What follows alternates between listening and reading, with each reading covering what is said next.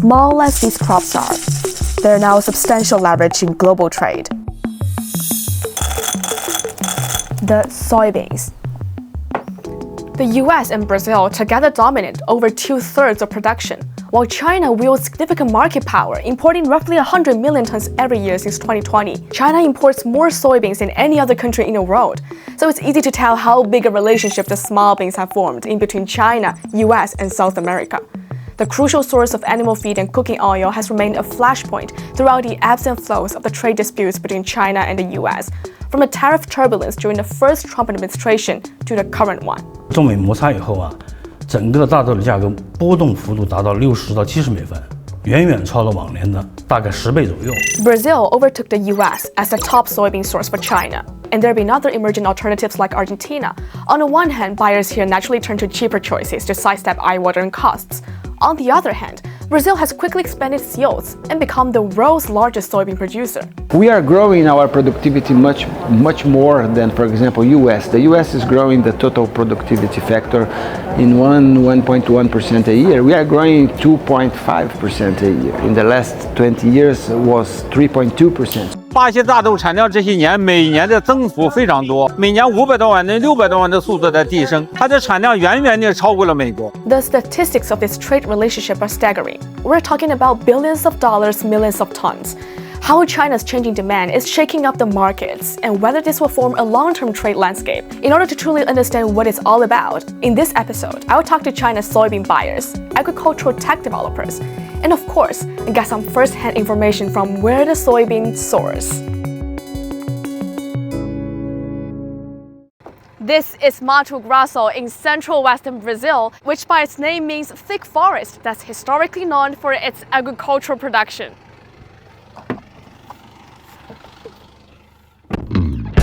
I flew halfway across the earth to the news source, Mato Grosso, the state that's Brazil's largest producer of soybeans, in October, the year's sowing season. And yes, I itched to hop onto the giant cedar. And that's me talking to the operator. Faço 140 hectares por dia, trabalho 12 horas por dia, de outubro a dezembro. Honestly, before I had no idea about the size of the Brazilian farms until I set foot there. You could be driving on a bumpy road for hours and never leave the one farm. Every farmland in Mato Grosso is calculated with tens of thousands of hectares or hundreds of millions of square meters. We are doing double crops. These lands usually grow corn, cotton, coffee, or soybeans in turn, and even breed livestock. The two farms I visited in October only finished harvesting cotton and corn and started planting soybeans for the year. China is the first destination of our products. China represents 35 to 40% of what we export in the agri-food sector. We are doing $165 billion of exports every year. China represents 60 billion. And the proportion for exports of soybeans to China is even bigger. Bom Cargill ADM, mas eu acredito que em torno de 80%, que é mais ou menos a média. Aproximadamente 70%.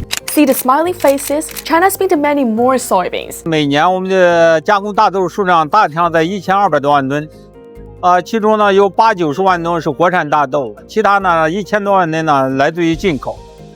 进口的国家呢主要是你像巴西、阿根廷、美国。Ehai Arawana is one of the largest cooking oil processing companies in China, consuming more than 12 million tons of soybeans a year. 这些年进口构成在发生很大的变化，80%来自于巴西，过去中国从美国进口的大豆数量占到70-80%。In China, soybeans from Brazil are mainly used for producing soybean meal and oil processing.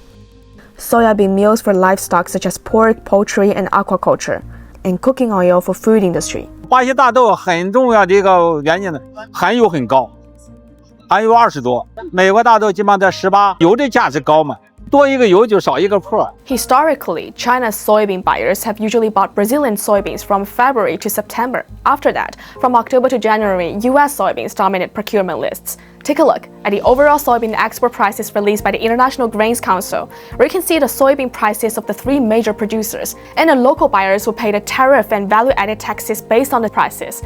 So this year, due to the tariff turbulence triggered by the Trump administration, the soybean buyers in China have turned to Brazil as a dominant source throughout the year. 中美的这个关税摩擦发生以后，我们的采购主要目标地就完全是对着巴西，而不是美国了。我们现在已经在巴西派有专业的团队，他们已经深入了巴西的主产地。Starting this year, the soybean importer dispatched procurement professionals to Brazil for the first time. The change in procurement strategy has not affected the world's largest soybean importers' demand. In the first 11 months of this year, China already imported more than 100 million tons of soybeans. In November, soybean imports reached a 4-year high. That means the country's soybean imports are likely to reach another record high for the year in 2025. Has that kept you even busier? Sim. A demanda realmente está muito aquecida. O Brasil tem exportado. Agora no mês de setembro, novamente, foi exportação recorde de soja no Brasil. Né? 11, acho que não me engano, 11 milhões de toneladas foram exportadas. Então, realmente, o mercado de soja está muito aquecido no Brasil, nesse momento, pela China e também outros países que têm comprado o Brasil. So this is soybean sleeves. Sim, soja. Can we walk inside? Yes. Just be careful, right? Yeah. Don't touch the leaves. De soja nós plantamos ao total 24 mil hectares. É mais ou menos 55%. Usually, the farms spend a month planting the seeds starting from October, and it would take another 4 months to harvest the soybeans.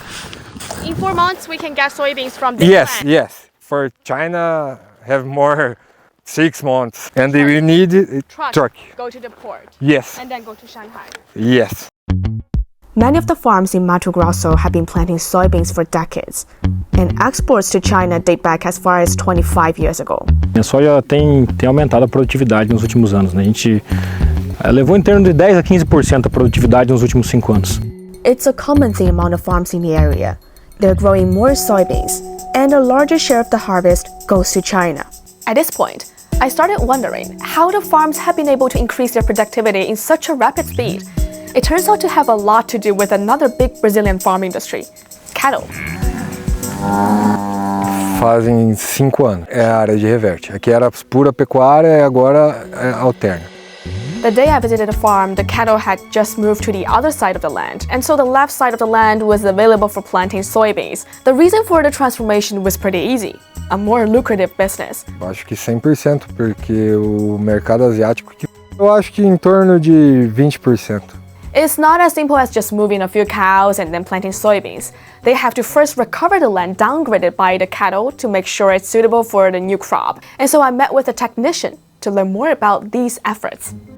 I think the land here looks like desert. Is it possible to plant soybeans? The characteristics with this soil, it's 10% until 20% of clay in Brazil. It's hard to plant. It's hard to plant. So to achieve to plant that, we need to use cover crops. This is the cover crop, and the roots with this cover crop will bring the nutrients in 1 meter of deep in the soil and push that for the superficie here for this moment. So we have a sand soils, and with the nutrients more close here, it's good and the best way to start to planting. We put cattle here, cows, to eat that, like that, and this will become straw to protect the sand soils to a loss of water. Here and provide organic materials. Exactly. I will try to show exactly the roots.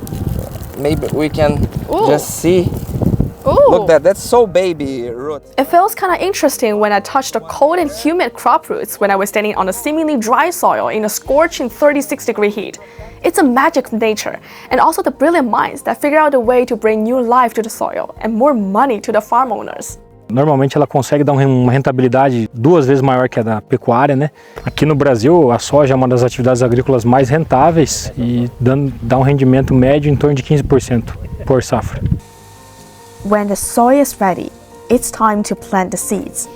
Oh, there are many of them. It looks like pearl. The seeds don't look like ordinary yellow soybeans. They're covered with a colored cloth. Protecting the seeds against plagues and disease is part of the big task facing agriculture tech firms in Brazil. Those are soybean seeds. What we are seeing here, we are comparing seeds with no application of products. After being treated, we want the same development, the same quality, and the same physiology. The products cannot affect the seed germination. So the blue bean means it's covered with medicines. Yeah. When you apply those medicines to the seeds, how much more yields are you expecting? Oh, in different crops, we have different answers for that, but we can improve, for example, plus 10 bags each hectare. That might be around 20%, 15%. Wow. In Brazil, we plant almost 40 million hectares of soybeans every year. So this is quite important to test products, to have covered the safety of applying these products in these big areas of plantations. Yeah. What about the growth rate? Is it growing, still growing every year? Yeah, soybean plantations are still growing in Brazil, and it's roughly around 5% increase every year. The Seed Care Institute is part of agriculture tech developer Syngenta's R&D center in Brazil. Syngenta was originally a crop protection and seed company from Switzerland. In 2017, it was acquired by ChemChina. That $43 billion deal was the largest ever foreign acquisition by a Chinese firm. And in 2020, ChemChina and Sinochem Group consolidated their agricultural assets into a new holding company called Syngenta Group. Syngenta has thus become the world's largest agriculture technology company. In the past 20 years, for instance, if I think about the results of Syngenta in Brazil, it has grown more than 3 times the size of the business as a whole. And with that, we are of course making investments so that we can develop more technology for tropical agriculture. So if I think, for instance, of the acquisitions, of how we structure our market access in a different way, so a lot of this has happened in the past 5 years. While China's demanding more soybeans from Brazil, the agri-tech firms are allocating more resources also in this South American nation's agriculture industry. The business scope has thus been consolidated in the country. Actually, in Brazil, we have 7 million hectares with growers that use technologies from Syngenta Digital. I think that's almost 70% of the market share from the entire Brazil. To see the growth behind the numbers, I paid a visit into the firm's R&D center in Brazil. Hey, nice to meet you. Hey, nice to meet you. Welcome, Lisa. Wow, very nice. It's a pleasure to receive you here in our research center here in Olambra. This is an important site that we have here in Brazil. This is a site that we have more than 50 hectares here. And so what's the function of this R&D center? Here we check technologies for like herbicides, fungicides, insecticides, products for seed treatment, and also biologicals, to provide different solutions to our customers to help and address the technical needs that they have at the field. For what kind of markets? We have solutions here, and we develop and check for Brazil and also other countries that we have here in Latin America, like Argentina, Paraguay. The R&D center features a lab with more than 35 professionals testing new technologies. In the last 5 years, we have launched 3 very important technologies that we have. And in this year, we are having the opportunity to launch another new technology to help and control nematodes, seeds, and soil disease. Any significant expansion? Yeah, we say that every year we expand something around $2 billion all around the world. A huge part of it, it's here in Brazil. So every year we invest in here. This land, for example, we will build a new lab, a new biological lab. Biological? Yes, a specific biological lab. We are talking more than 2,000 square meters here. The idea of the start of the operation to be around 28, 29. How will it help soybean planting? How much more yields are expected? 5%, 10%, 50%, until 20%. I think it's possible to find it and to develop something like this. So it's expected to be a long-term investment in Brazil's growing agriculture industry and its attractiveness for more international demand, especially from East Asia. I see China as today a big player in some technologies. For example, agrochemicals are coming from China, seeds and genetics. We also have machinery. 长期来看的话呢，我觉得巴西大豆还是作为一个主力供应地，我们还是会大量的采购巴西大豆，这点是可以肯定的。Fan Yi is a general manager assistant at a local crop importer Xiamen Xiangyu. Checking soybean prices and figuring out a right solution are part of his daily routine. The tariff turbulence this year has kept him even busier. 今年您总体来说大豆的贸易，你觉得是更容易了还是更难了？从我们全链条的这个环节来说的话呢，我觉得今年的交易环境啊，对所有参与者来说，我觉得是更难了，远远脱离了往年或者平常大家传统的用供需的格局分析，政策性的变化就成了这个市场波动起伏最大的一个推手。这样非常多的不确定性呢，就会让所有参与者感觉到手足无措，甚至有些时候根本没有应对的措施。但是从另外一个角度来说，可能对我们来说是更有价值，利用价差来获取利润的时代早就已经过去了。For the many soybean importers in China, just playing it by ear is no longer a priority. Xiamen Xiangyu, for example, is seeking for a transformation so as to gain more stable profits. 那现在的综合服务供应链体系呢，就是强调的是你要完整你的整个供应链上面的所有的环节，你在每个地方都可以找到服务的点和服务的利润，这样才能获取更多的价值获得。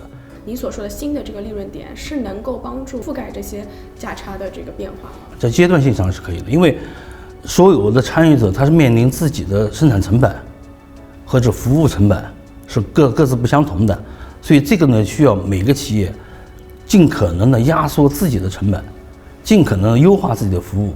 其次呢，你的供应链体系建设的越完整，越有价值，或者你的供应链体系在市场上竞争力更强，这样的企业呢才会有生存的空间，也才会能找到更多的利润。The company now can handle tasks all along the supply chain, from soybean procurement to oil processing and soya meat production, all the way to final sales, with another new oil processing factory expected to open next year. It's built up its own sea freight and cargo trading teams to do soybean trade by themselves starting from last year. Trading volume this year is already 2.5 times that of last year's figure. 我们贸易端如果做到一定的规模，就可以和我们自己的工厂需求端形成一个良性的互动，就是我们作为一个供应链，他们作为一个产业链，双链可以互相的互补。我们压大的需求上升的规模呢10%左右，我们大豆的贸易量是翻倍增长的。For China's oil processing firms, they've been working hard to diversify their choices. For whatever source or crop, it's always risky to put all your eggs in one basket. Just take a look at how the trade landscape's changed in the past decade. Although the US announced that a new trade agreement had been reached in late October, and China's agreed to restart substantial purchases of American soybeans after months of near-zero imports, how much of the crop China will import from the US in the end still remains limbo. 10多年前，我们在非洲就有布局，在中亚地区、俄罗斯、乌克兰地区都有布局。进口渠道的多元化，进口品种的多样性，严格的期货套保，避免市场价格大跌大涨。Of course, companies always kept it in mind to avoid risks, and financial tools like futures trading are an effective way. 因为大豆这个品种，它本身和其他商品的相比来说的话呢，它的金融化和标准化程度更高。利用期货、现货，包括内盘、外盘的一个多种工具的使用，在有压榨利润的时候呢，我们现货方面呢尽快的完成一个定价，在期货方面呢，内盘进行定价，外盘呢我们及时的进行完成点价。In December 2004, the Dalian Commodity Exchange launched a number 2 soybean futures contract, which is primarily oriented towards imported soybeans. 2004年，大豆系列的品种抛弃保值效率均达到了90%以上。参与华大豆2号期货交易的企业现货量占市场总量的70%。参与豆粕和豆油期货交易的大豆压榨企业的压榨量也达到了全国90%以上。目前，国内约有75%的豆粕、40%的豆油现货贸易均采用了大商所的期货品种来进行基差定价。Soybean-related futures and options were also the first varieties in China's futures market that allow overseas traders to participate in the trading of the entire series starting at the end of 2022. So far, more than 150 overseas clients from 30 countries and regions have participated in this trading. So, we're not just talking about growth and expansion, it's equally about adaptation and resilience. A turbulence of trade disputes has taught China's importers and crushers a critical lesson. Over-reliance on a single source is a strategic vulnerability. Their response has been a deliberate and calculated shift. They've been diversifying suppliers, investing directly in overseas supply chains, and building a sophisticated financial shield through a complete domestic futures market. China's immense and unwavering demand for soybeans is far more than a trade statistic. It is a fundamental force reshaping agricultural landscapes and international relationships. As we've seen, this demand has directly fueled Brazil's rise as an agricultural superpower, transforming its heartland, driving technological investment from Chinese companies, and creating deep structural economic ties between the two nations. They're moving from being passive price takers to active managers of a complex global pipeline. The smiling faces of Brazilian farmers and the busy analysts at Chinese commodity exchanges are two sides of the same coin. They're linked by a simple, enduring truth: the world needs to feed itself.